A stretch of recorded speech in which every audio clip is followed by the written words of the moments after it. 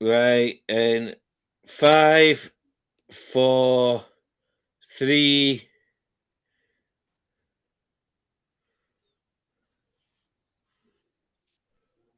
Okay, and welcome to Everyman's Wrestling Podcast. My name is Stephen Daly, and I'm joined, as ever, with my two commentators, Simon Campbell and Brandon McLaren. Say hello, boys.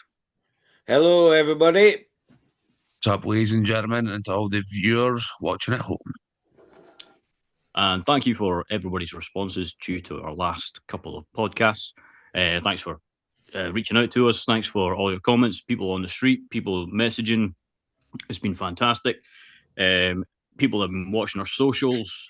We have loads of different engagements on the socials, which has been fantastic. And if you're new, welcome. We're Everyman's Wrestling Podcast.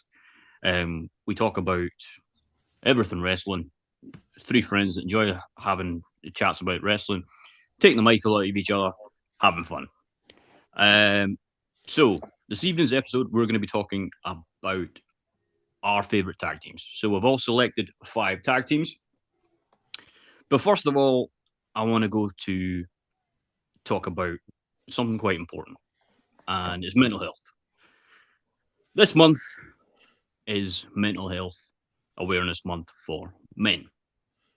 We touched about it a wee bit in the last podcast, but since it is the first week of this month and it is Awareness Month, we just want to talk about men's mental health, as it's not really talked about that much in society at large.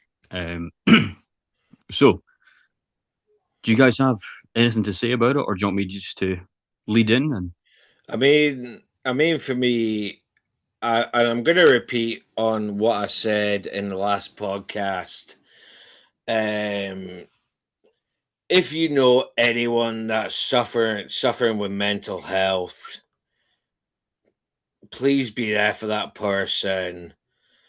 And if you are that person that is dealing with mental health, please speak to somebody. And I'm gonna take a wee quote off of LA Knight's promo, which I really hope we don't get in trouble for it.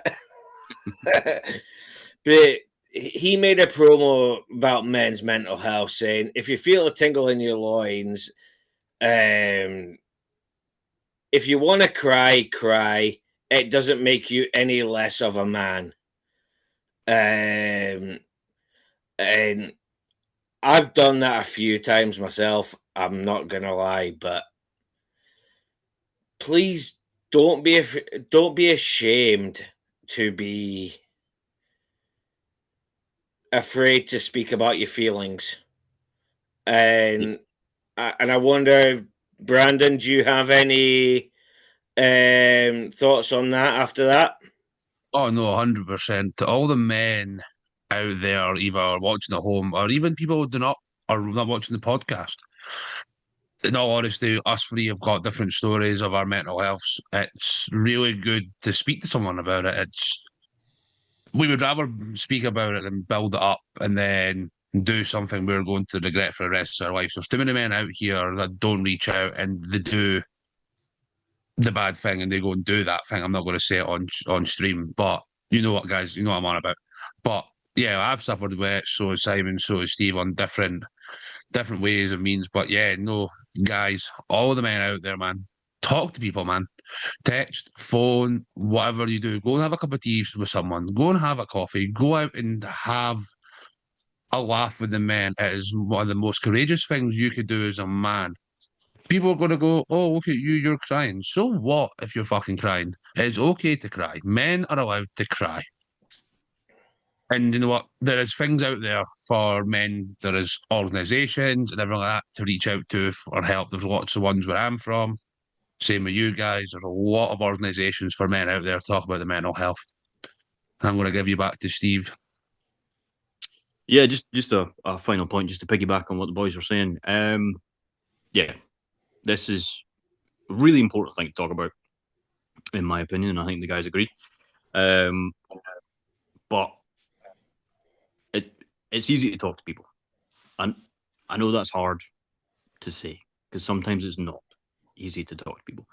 If you don't want to speak to one of your family members or one of your friends, go and seek advice from maybe a peer at work or your GP, because it doesn't get talked enough about, guys, that mental health, especially for men, is quite a touchy subject. And you may have grown up in the days of when it wasn't fashionable to talk about your feelings or your thoughts. Maybe you got worry money worries, or if you've got um, troubles at home, just uh, clutching at straws there. But if it's something like that, or maybe you've had a shitty day and you don't feel good, it's always best just to try and have a chat with someone. So with that, we're going to start this evening's episode proper. And as I said before, tonight's episode is about our favorite tag teams. My first one, my number 5 pick. We're all going to pick 5 each. And my first pick is a tag team called the Young Bucks. They currently perform for AEW, All Elite Wrestling, and it's Matt and Nick Jackson. They started out on the indie scene. For a long time, they were paying their dues before they made the move from America to Japan, where they had great success working for New Japan Wrestling, and then becoming multiple tag team champions, and we would join the famous wrestling stable known as Bullet Club. They had a long affiliation with ROH, Ring of Honor, and TNA, Total Nonstop Action, and they revolutionized wrestling with their extreme innovative moves. The Bucks are probably one of the best known tag teams in the world, and are multiple tag team champions, and pretty much have worked every company except for being signed for WWE, the most famous one. Although they did have a few enhancement matches for WWE, they never signed a contract for WWE, but they put over a lot of their talent. In 2018 to 2019, they helped create a new company called AEW, and now is the second biggest in the world, alongside WWE being the first. They still work there, and they're wildly popular with all their fans and their compatriots. And I just think these guys are really cool. They have a really good entrance. They have a really good engagement with the fans. They're EVPs of AEW. And yeah, that's my number 5 pick. Brandon, who is your number 5 pick? Oh man, it's a slap right back in the face to Stephen here. Quite far enough. We've not discussed this at all. My number 5 pick is the Young Bucks, aka in their TNA days, Generation Me. They've been in TNA from 2009 to 2011. They competed against some of the best teams in TNA. I first discovered them when they were in TNA, but their best feud of all time was with the one and only the Motor City Machine Guns in Ultimate X. But I would say, they've done their best work as Generation Me. I'm enjoying their work now. But they went from Indies to TNA to AEW to New Japan, Ring of Honor. Unfortunately, they did not get the WWE. And guys, you can probably agree with me or not. I don't think the Bucks would have worked in a WWE atmosphere. They wouldn't have been put over by Vince McMahon. Triple H wouldn't have put them over. I'm not calling these guys out, by the way. I'm just saying that right now. We're not calling Triple H and Vinnie McMahon, or are we? But no, my number 5 was definitely Young Bucks. They were high flying. They were probably, in my opinion, now is this generation's Hardys, in my opinion. They go around the world, the AEW, Ring of Honor, TNA, and some of the indies as well. These guys have been everywhere. And you know what? Go and watch their matches. Go and watch their old school matches back in TNA Generation Me. And people will go like, who the hell are these young guys? They are the Bucks. And I'm going to pass you to Simon Campbell. I'm actually going to say one of my favorite tag teams on the top 5 is Edge and Christian, which I know for a fact Brandon was going to have one of them as the tag team, but one of my all-time favorite matches was when Edge and Christian and Matt and Jeff, the Hardy Boys, had a ladder match, and if I remember correctly, it was Jeff. It was Edge speared Jeff Hardy um, while he was floating in the air, holding on to the titles. Oh man, that was brilliant. For me, Yeah, that was the all-time favorite tag team match. So I would go for my number 5, Edge and Christian / Matt and Jeff, the Hardy Boys, personally, because that was the best match for me. He's cheating already. He's cheating already. Cheating is not cheating, ladies and gentlemen. This is why we call him the Crusher of our hearts and the Crusher of souls. That's why he was talking about that tingle in his loins earlier on, because he's cheating already. Simon, go and see a doctor, for God's sake. We've already told you. That's enough about Simon's loins. To our number 4s, gents.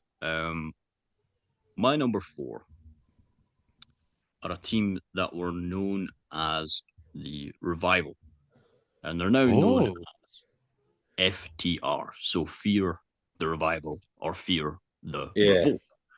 They are Dax Harwood and Cash Wheeler. They first became a tag team in NXT, the underbanner of WWE. And during the Dusty Rhodes Classic in 2014, they were known as the Mechanics. Bit of a shit name, must admit. But they quickly climbed the ladder of the tag team division in NXT. And they had a signature methodical style, classic tag team style, with quick tags, brawling kicks, and a kick-ass attitude. They became very reminiscent of the 80s tag teams such as Tully Blanchard, Arn Anderson, where they would quickly join the main roster of WWE. They got over very quickly, so the fans appreciated them very well. Their compatriots appreciated them really well, their work, their affiliation with the crowd. And they stayed there at the top of the division until they were let go, which I think was a bit strange, to be honest, because they were one of the top teams. Eventually, after being in the Indies for a while, after leaving WWE, they went to AEW, All Elite Wrestling. And they're now former 3-time champs, and they're firm favourites with everyone and a firm favourite with me. So that's my number 4, FTR. Simon, let's switch it up. Let's go to you, dude. What's your number 4? I am going to go for a tag team that have both been in WWE and TNA. And you boys will know as soon as I mention them, is the Dudley Boys. The most extreme tag team champions, in my opinion. Will you look at my notes earlier on? No, it wasn't. No. Tables. Ladies and gentlemen, I will referee the match. Stephen Daly versus Simon Campbell in a tables match.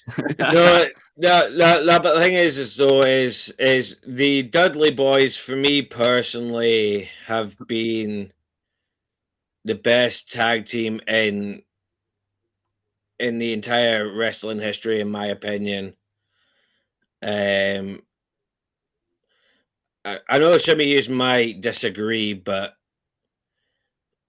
for me, the Dudley Boys, for me, is the best as my number 4. So they're the best, but you're putting them as 4, not 1. To be honest, I struggled because I was tossing and turning in between the Dudley Boys and D-Generation X, to be honest. Oh, fair enough. Don't make the joke, Brandon. I almost made the same joke. Almost. Almost. All right. Brandon, you're number 4, dude. What was your number 4? Right, before I get into my number 4, let's have a wee bit of fun here with the people at home. As I just said here about the tables match, if we get 100 likes, 100 comments, and 100 shares, will you boys do the match? Does Simon want to show off those double D's? I'll Those I'll double do Ds. it if it happens. Those double D's from Mickey D's. All right. Is it tables match? Aye. Tables match, man. I'll ref it. All right. On the condition we get 100 likes, 100 comments, and 100 fucking... fucked it. Yeah, we got 100 comments, 100 likes, and 100 shares, mate. So that's 300 in total. Funny shits and gigs. Let's have a bit of fun with it. Tables match. So, I'm yeah, up for it. So, what we'll do then is we'll keep an eye out on the videos for 100 likes, 100 comments, 100 subscribers, whatever. 100 interactions. And we'll do it. And anything goes. Even the wee man's in his bed is waking up and shouting, he agrees. Click that like. Click that like. Click that like. I'm just hoping Simon will do the big show and accidentally fall on the table. Like he did. I will happily do that if it happens.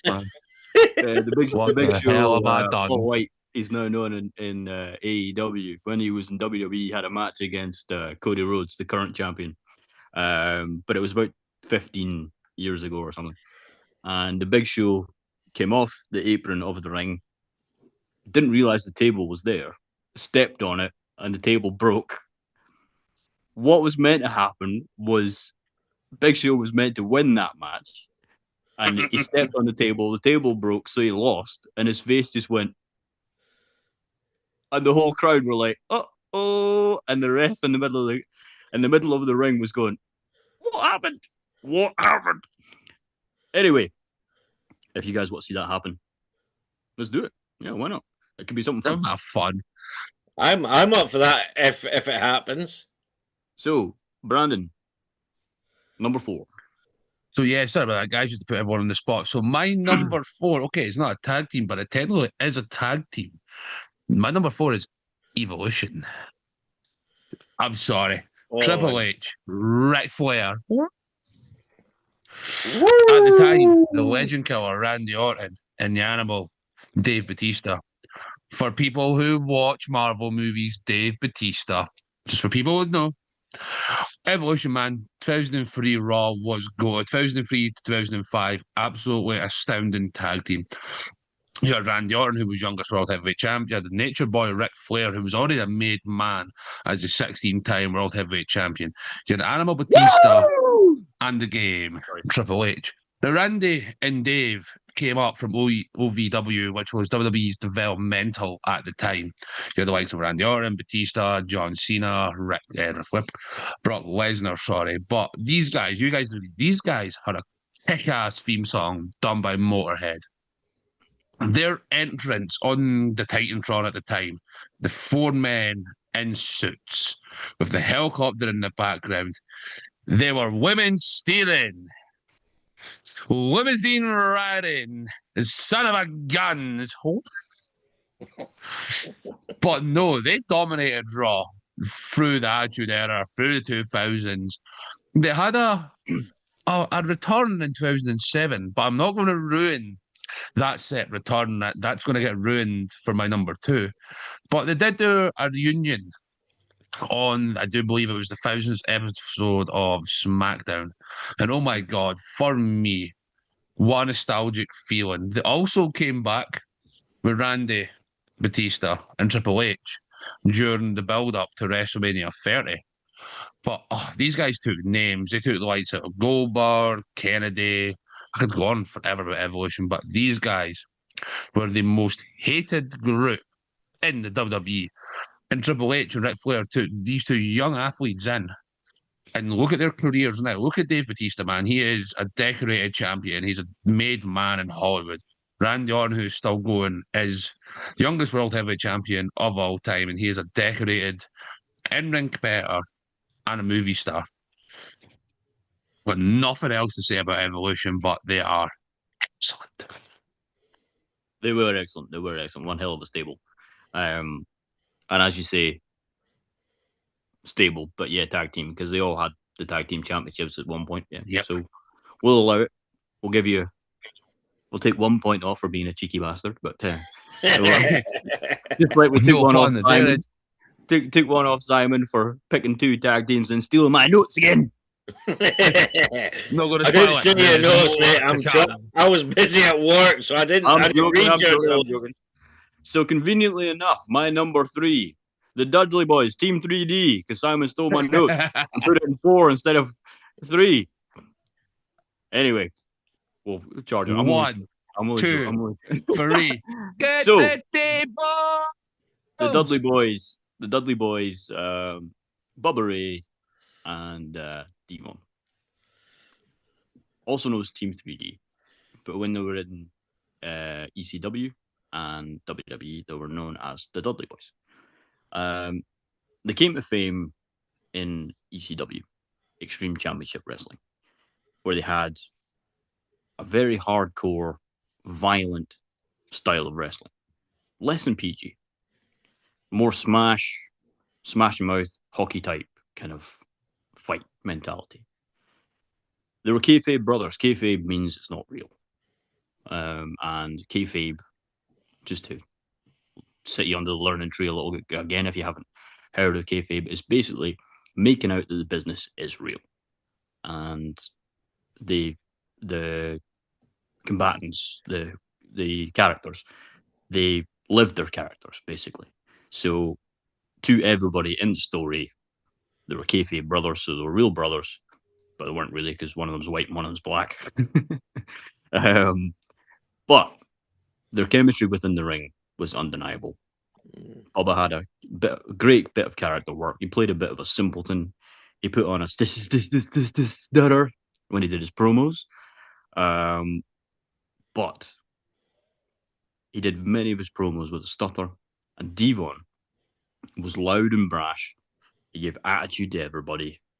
Their energy and their connection with the crowd was infectious.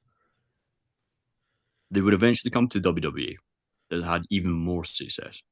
They have very famous matches with the Hardys and the Edge and Christian. And they would capture the tag team titles many, many times. The Dudleys would have stints in other promotions such as TNA, Total Non-Stop Action, where they would go under the ring name Team 3D. And that's where they arguably had some of their best matches. But my number 3, shout out to the Dudley Boys, Devon, and Bubba. So, Brandon, we'll switch it up once again. You're number 3. You're going to take another point off me. I know we said tag teams, but it was hard for me to... My top 3 were quite hard. My top 5 was such a hard list. You're going to kind of be thrown back by this, is the Nexus / the new Nexus.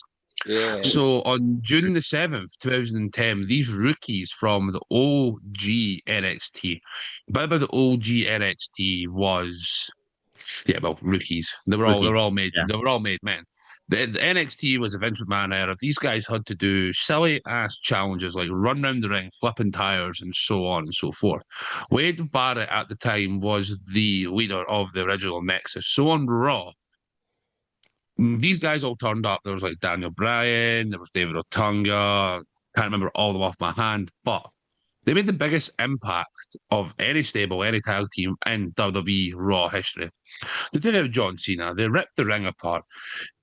Daniel Bryan was fired for choking Justin Roberts, the ring announcer. They got told from Vinnie McMahon himself, go out there and I want to see carnage. But you remember, guys, this was PG era. Daniel Bryan choked this man out. and he got fired for it. After getting told by the boss, go and destroy these people. John Cena was hit by Justin Gabriel with a 450 splash. These guys had a massive impact. Then came to SummerSlam of 2011. You had Team Nexus versus Team Super John Cena. The Nexus were meant to go over 10 minutes before the match. They were pulled into Vince's office and they were told Team Cena is going over. That was the end of, I would say, the big push for the Nexus. So for so long, they went on, they took out so many people, took out Undertaker and Kane, they took out fucking The Rock, they took out so many other people. But then CM Punk came along and he won a match. He took that wristband off him. He came down to the ring. He destroyed John Cena within the ring with David Otunga and the rest members of the Nexus. He stuck the end armband onto his arm and went like that, signaling a new leader for the Nexus. Now, guys, you can agree or disagree. I would say that made CM Punk go on to the Summer of Punk. If he didn't do that, I would have made Punk a made man. But the group only lasted 14 months. They should have put the goddamn title on Wade Barrett. He should have beat Cena. He should have been WWE champion. The group should have been as dominant as Evolution. But then once CM Punk was out of the group, it disbanded. And we will never know, ladies and gentlemen, of what happened with the Nexus. Vinnie McMahon didn't pull the trigger. Triple H and John Laurinaitis went, nope, we're not having these young rookies be top of WWE. We'll never know. But yeah, number 3 was the Nexus. I'm going to swing you over to our Simon Campbell. See, I'm actually going to top that with the CM Punk thing, with when CM Punk supposedly employed the Shield. Ooh. So for those who don't know who the Shield is, it was a faction with Roman Reigns, Dean Ambrose, and Seth freaking Rollins, which is what he's known now. And the Shield were just basically anti. If Vince McMahon said do this, do that, they were like, nah, we're not going to do it.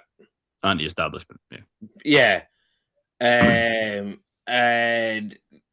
at the start, the fan base wasn't the best, but when the fan base started going, actually, we can actually believe in the Shield. Hence the reason why every time when the Shield did the promo, Roman Reigns went, believe in the Shield. And before Dean Ambrose, aka John Moxley, who is now with AEW, they did a special on pay-per-view of the Shield. Because the thing is they both knew that Dean Ambrose wasn't going to resign with WWE, and for me, number 3, the Shield. Believe in the Shield.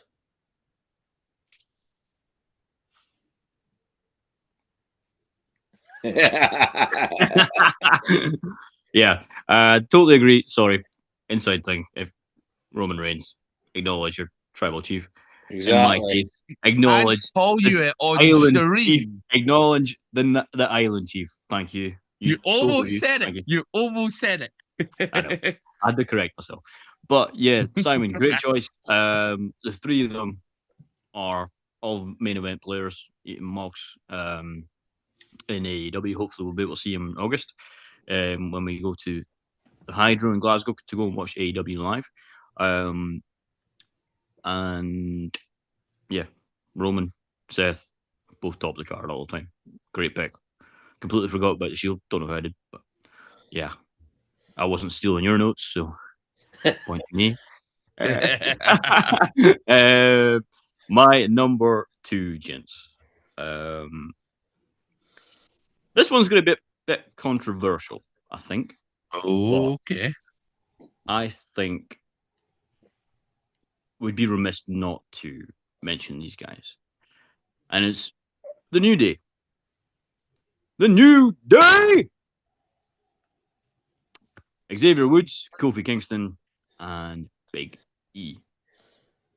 They started out as kind of a comedic team and had rather short matches. But soon enough, the duo and sometimes trio of the New Day would take some representations of the tag team, and they would get some wins under their belts, and then all of a sudden they would win the tag team championships, not just once, but most in WWE history of 13 times. Shows you how good they were. They had brilliant timing and understanding with each other. They could do great in-ring promos. They were fantastic in the ring. And they had some unforgettable matches against a lot of surefire Hall of Famers. And for some reason, I don't understand why, but they got cut from WWE in the last round of WWE cuts. Apparently, they're not making enough money, but they're owned by TKO, which is a multi-million dollar company. But apparently, they couldn't pay some wages for a couple of surefire Hall of Famers. But they all had story careers, great matches. They all became main eventers. But unfortunately, Big E, who was kind of the powerhouse of the group, his career was cut short because he had a bit of a bad injury with his neck, and it's never really been repaired. He's had surgeries and stuff, but he never got back to it. He still works for WWE as a on-screen analyst, and he trains some guys apparently. But yeah, Kofi, Xavier, and Big E, the New Day. That's my number 2. So, Simon, you're number 2. So it was a toss-up for me. I'm gonna go back to the WWF era till now. I'm gonna go for the Hardy Boys as the Last time. That's the last time I'm putting my notes on the group chat. I did not look at your notes, just so you know. There's some chicanery somewhere, and I'm gonna start getting some tingle in my nose because I'm gonna start getting pissed off. Stop stealing my stuff. And this is why I said number 2. No, but the thing was for me though, with the Hardy Boys is that they are just completely extreme. And I love when Matt Hardy became broken, and then he transformed Jeff to Brother Nero. And then what a lot of people don't know is if you watch TNA, he became Willow, which was the alter ego of Jeff Hardy. So for those who don't know who Willow is basically Willow, like I say, was the alter ego of Jeff Hardy, who didn't give a flying fart on who he attacked, what he did. Horn of the day, Fat Horn. And he actually made an appearance. He actually made an appearance on TNA Impact. I don't know if it was this last week or the week after, but he made a return as Willow. And as soon as I saw Willow, I was like, Jesus Christ! I actually genuinely think. Stop shouting. I would see him. I wouldn't see him again because I thought Willow was a brilliant character for Jeff Hardy. Yeah. So, Brandon, you're number 2. Oh, this is going to be minus. Yeah, minus 3 points for me. Well, minus 2 points for me. I'm going to go with TNA here. These are going to go. We forgot about this. I'm going for the main event, Mafia. Oh, Jesus. Now, the main event, Say that Mafia, again. you had. You know what?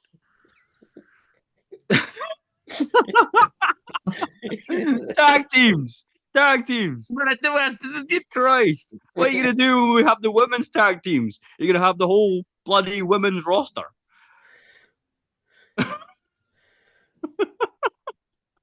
You guys see my notes before this. You knew what was coming. But you had the likes of Brother Kurt Nero, Angle, I Sting. knew you would come.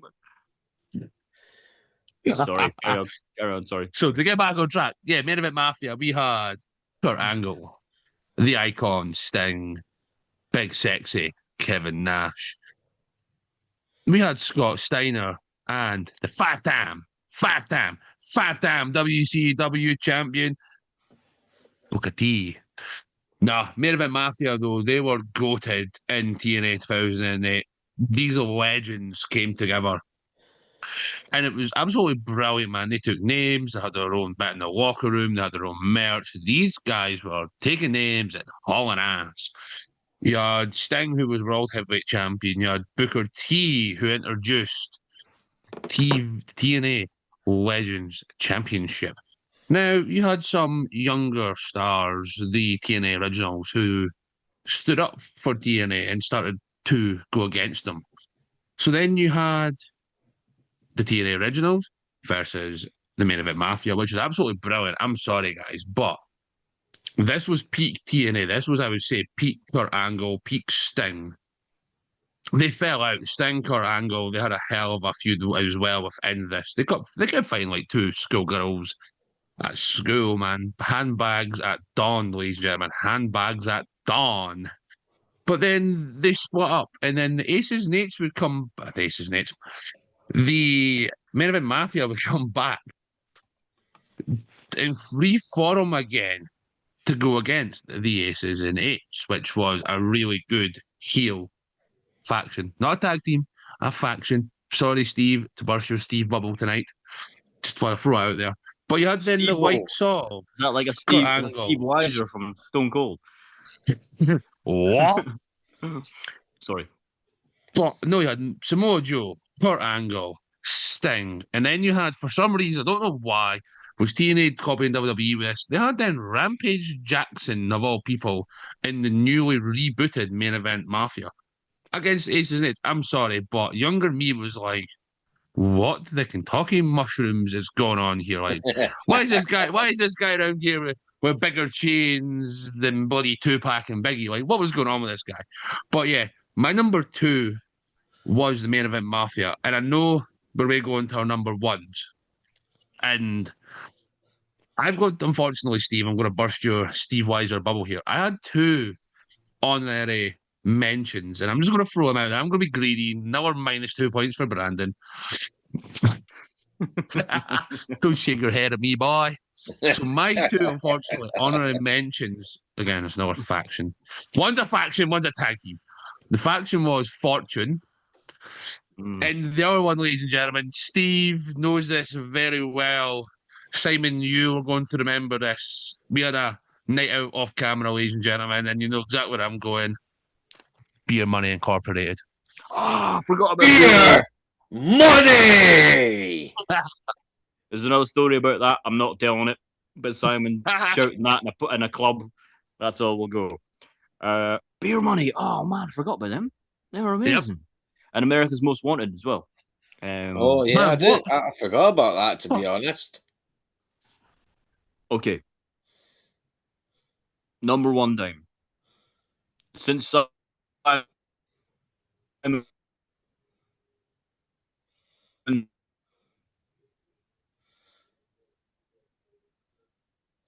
See, it was I'm going sorry, to ladies and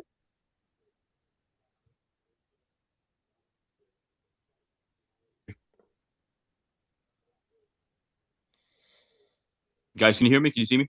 Yeah, I can hear you Yeah, man, now. you Yeah, having some sorry. Wi-Fi glitches? Oh, never mind. Yeah, sorry about that, guys. I'm going to change my answer because don't know which side he is on the screen on YouTube, but this sly SOB stole all my answers. He's So telling me. I did not. I did not. Just so you okay, know. okay. All I'm going to say is acknowledge your island chief, Simon, for stealing all my answers. I did not But steal all your answers, you cheeky bugger. my number one was going to be the Hardys. And it was going to be an honorable mention towards Edge and Christian. See, stole my answers. I did not But steal your answers. I F thought you. I thought I was one just now while we were talking. And yeah, I'm going to be cheeky and I'm going to say a faction. But About this is time. the best one to come out of NXT of all time. I know where you're going with this. I know where you're going. Bobby Fish, Kyle O'Reilly, Adam Cole, baby. Yeah. And what was the other guy's name again? I can't It remember. was. There was four of them. Kyle Yeah. O'Reilly, Bobby Fish, Adam Cole, baby, and I can't remember the other guy's name. Sorry if you're watching this, other guy. Sure, you're great, but I can't remember your name. But Undisputed Era. It's all about Undisputed the Era, boom, 100%. baby. All about the boom. You had your tag team champions. You had Bobby Fish and you had Kyle O'Reilly with the tag team champions. And the leader of the stable, Adam Cole, baby. One of the wrestlers of NXT that became number one guy. Triple H, the guy that runs the company now in WWE, said if Adam Cole was a little bit bigger, he would have been future world champion for years. And then, stupidly, Vinnie Mac, Vince McMahon, gave him his pink slip, gave him his walking papers. And apparently Hunter, Triple H, was absolutely raging. And then he went to AEW. He had an injury. But he had a good stint within AEW. He was against MJF, their current champion. But yeah, my number one tag team / stable, Undisputed Era. Number one, Brandon. Oh, see. Simon's already mentioned one half of this tag team tonight. I swear he's looking at our notes. If the Jeremy Kevil show was still a thing, we would get this SOB in a lie detector by tomorrow morning. Maybe Jerry Springer. I've not maybe stolen Jerry anything, Springer. you cheeky bastards. I don't forget Okay. about Jerry Springer. But no, so my number one, now it is a tag team, Steve's going to be like, oh, Jesus, about time, was the one, the only, rated RKO,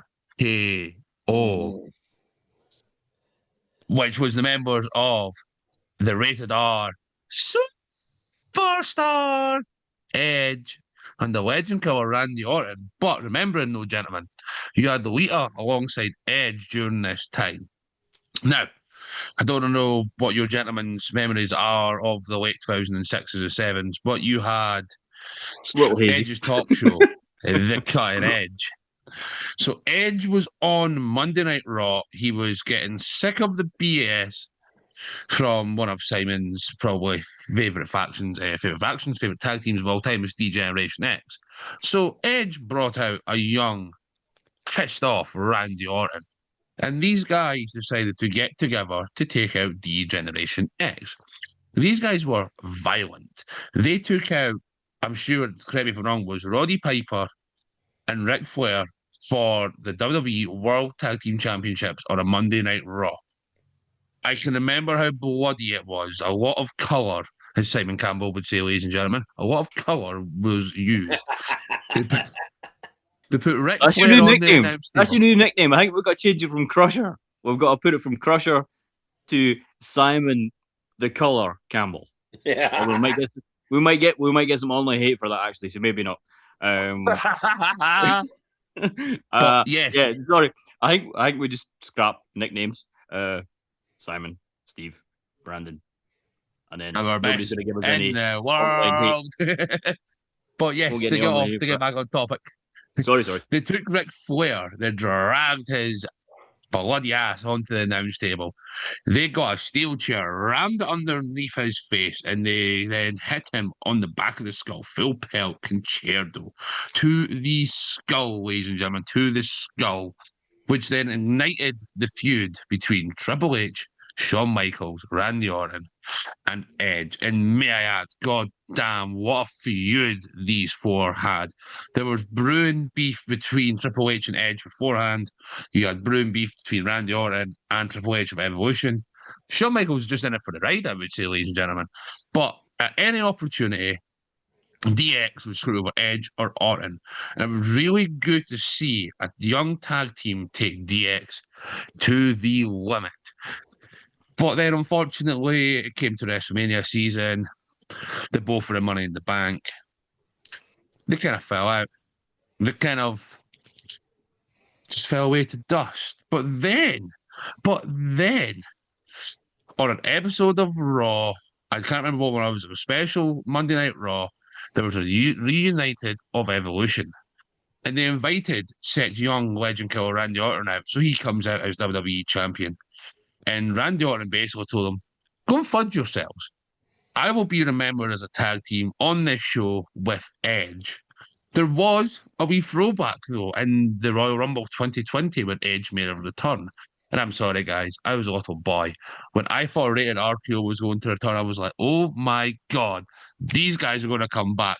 And goddamn you, Randy Orton, you had the RKO Edge. Goddamn you, you SOB. But my number one, Rated RKO. Good choice. Top that. I think I already did, but yeah, okay. Oh! Sai, number one. You've no more notes to steal. Do you know what? I had a toss up with my number one, but what my number one, I know for a fact you and Brandon are going to completely disagree on, is the all-time Hall of Famers, the Bella Twins. Oh, I did all not right. see that coming. Didn't see that coming. Yeah, totally disagree. Yeah, go on. The Bella Twins, if I remember correctly, debuted in either 2005 or 2006, I think it was. Yeah, about them. Yeah. And back then, both the twins wore the same color outfits to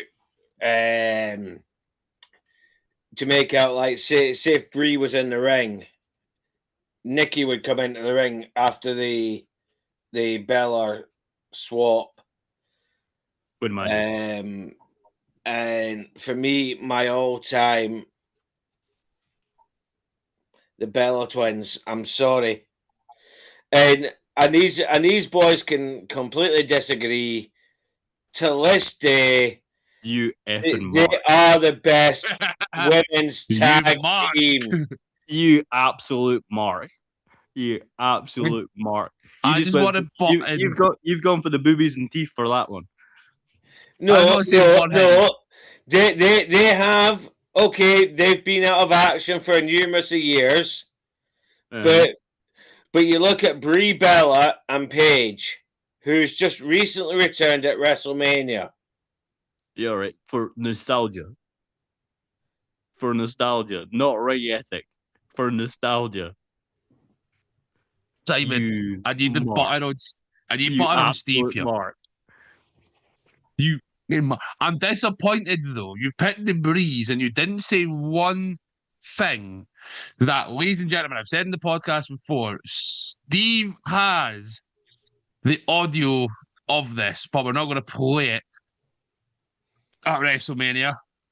Simon, you know exactly what audio I'm on about here, don't you? Yes, I know. Can you please, for the fans watching at home, for a little bit of nostalgia for ourselves, can you please do the line? Me or him? Sorry, Simon, can you please do the line? Sorry. I completely forgot what the line was, so I'm going to hand it back to Stephen. All right, okay. Yeah. So as you can imagine, Brandon and I have both disagreed with Simon's final pick. See what happens when you steal people's notes? You come out with that BS. Anyway, anyway, he I could have did picked not any steal other your woman. notes, just so you effing know. Okay. We'll chat afterwards. No, we won't chat afterwards because I know for a fact I didn't steal any of your notes. All right, This okay. tables match is getting heated, ladies and gentlemen. Well, put your money where your mouth is, boys. Any other women's tag team, he picked the Bellas. Jesus. Right, okay. On that note, ladies and gentlemen, thank you once again for joining us. That was a bit of a cluster, you know what? But I think we've all enjoyed it. He has been Brandon McLaren. He's been Simon Campbell,